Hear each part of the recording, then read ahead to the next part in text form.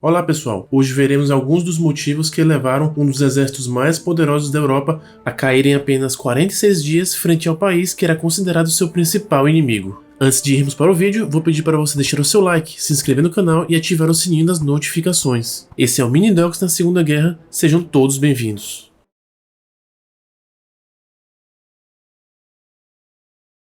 Embora os franceses contassem com ótimos tanques e uma defesa bem postada, além de excelente artilharia, os vencedores da guerra de 1918 não haviam feito qualquer mudança substancial na organização de seu exército.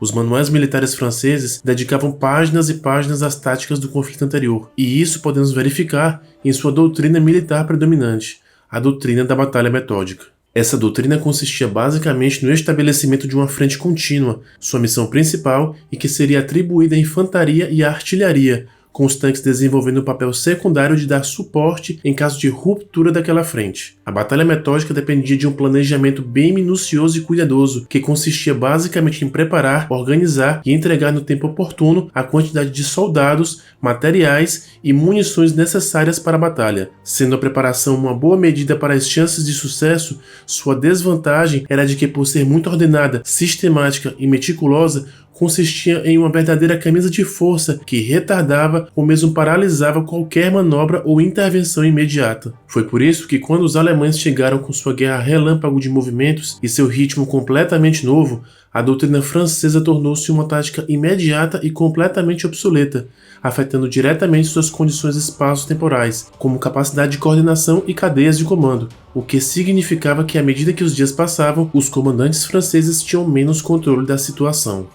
Não houve tempo para que fosse instalada a grande e poderosa artilharia herdada do conflito anterior, e os tanques, ao serem utilizados em número tão baixo, tornaram-se presa fácil e foram despedaçados pela força aérea alemã. Os alemães já estavam preparados para combater o tipo de guerra que os franceses e seus aliados queriam travar. Enquanto os franceses tinham um comando centralizado e rigoroso, os alemães faziam o oposto. Sua cadeia de comando era flexível e se dava ampla liberdade aos comandantes ou líderes para que alcançassem os objetivos do plano como bem entendessem, tendo como exemplo o caso da divisão fantasma de Rommel. Os comandantes de divisão tinham plena confiança nos comandantes de regimento, estes nos de batalhão e os de batalhão nos de companhia, e daí em diante. Era uma cadeia de confiança mútua, quando por qualquer causa, quer por perda de comunicação, quer morte em combate, um comandante fosse perdido, o próximo na cadeia de comando deveria assumir a responsabilidade e agir proativamente.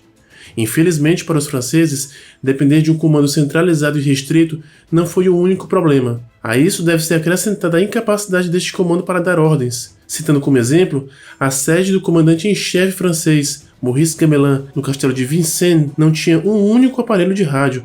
Apenas algumas linhas telefônicas eram usadas para dirigir um exército de mais de 2 milhões de soldados.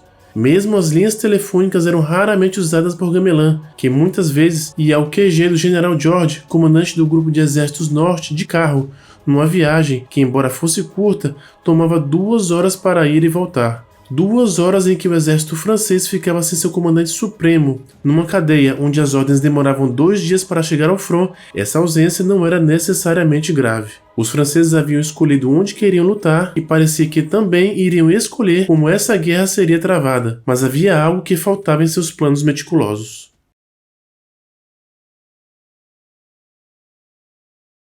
Outro fator a ser levado em consideração para explicar a rápida derrocada francesa é a grande falha no plano de Gamelin, a região das Ardenas. Essa região, como muitos de vocês já sabem, foi crucial para o colapso francês em 1940. Os soldados que os alemães encontraram quando cruzaram os bosques não podiam acreditar no que viam. Haviam se considerado sortudos por não terem que lutar na Bélgica. Lamentavelmente, seus comandantes não foram capazes de ver mais além dos bunkers da linha Maginot. Os franceses pensavam erroneamente que os alemães não eram capazes de mover soldados e suprimentos com rapidez suficiente pelos caminhos densamente arborizados das Ardenas. Por fim, acabaram descartando a possibilidade de um ataque pelos bosques em virtude principalmente de um incidente ocorrido em janeiro de 1940, no qual uma aeronave que levava um oficial do Estado-Maior alemão a bordo se perdeu e pousou forçadamente na Bélgica, em um lugar chamado Mechelen. Em sua pasta, aquele oficial levava consigo os planos para a ofensiva alemã, que, tal como no conflito anterior, passaria pela Bélgica. Embora o oficial tenha conseguido queimar a maior parte do conteúdo que levava, Hitler concluiu que a segurança do plano havia sido comprometida e ordenou que o plano original fosse modificado.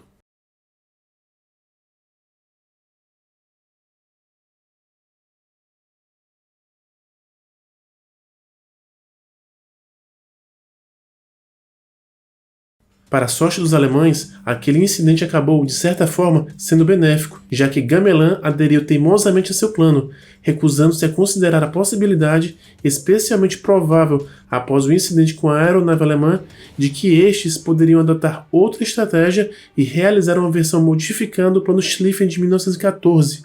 Em vez disso, decidiu ignorar os informes de inteligência que previam um avanço alemão através das Ardenas, o que traria consequências mais do que nefastas.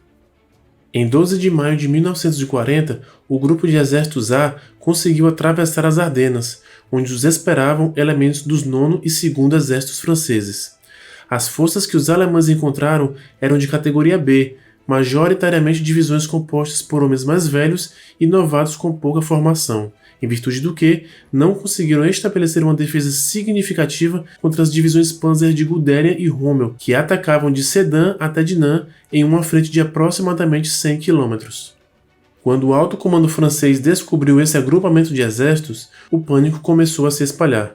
Forças francesas foram mobilizadas às pressas por Gamelin, assumindo posições ao longo do rio Mosa. A situação, que já era extremamente delicada, começou a piorar significativamente quando o general do 2º Exército francês, Charles Huntziger, acreditou que a intenção dos alemães era simplesmente contornar a linha Maginot, o que foi um grave erro estratégico. Huntziger ordenou que a maior parte do 2º Exército tomasse o rumo sudeste, permitindo aos alemães dirigirem-se ao litoral norte, cercando as forças aliadas na Bélgica. Em 15 de maio, tudo o que restava era caos e confusão.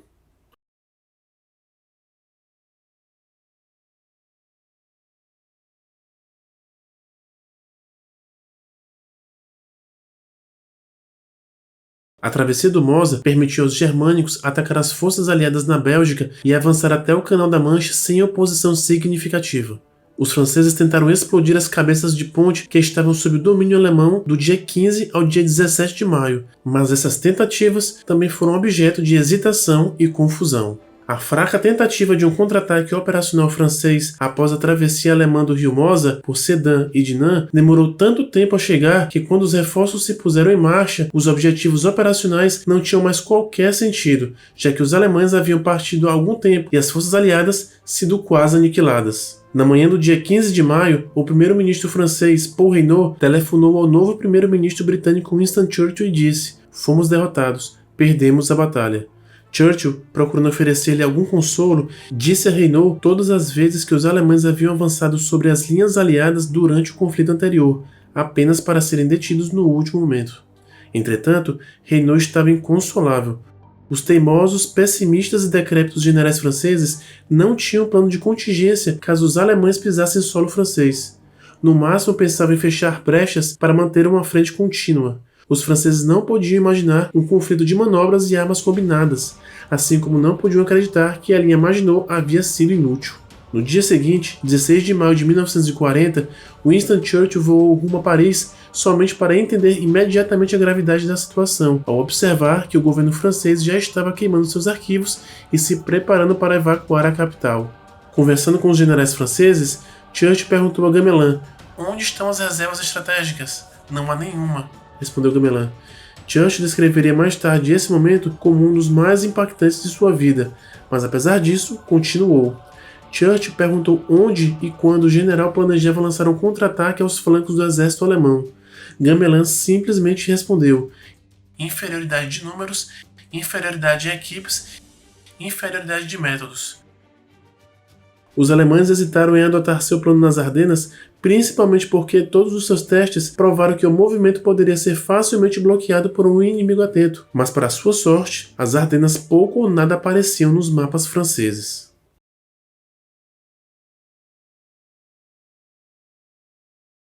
Num clima deprimente e de total desmoralização, o primeiro-ministro francês Paul Reynaud se demitiu em 16 de junho de 1940.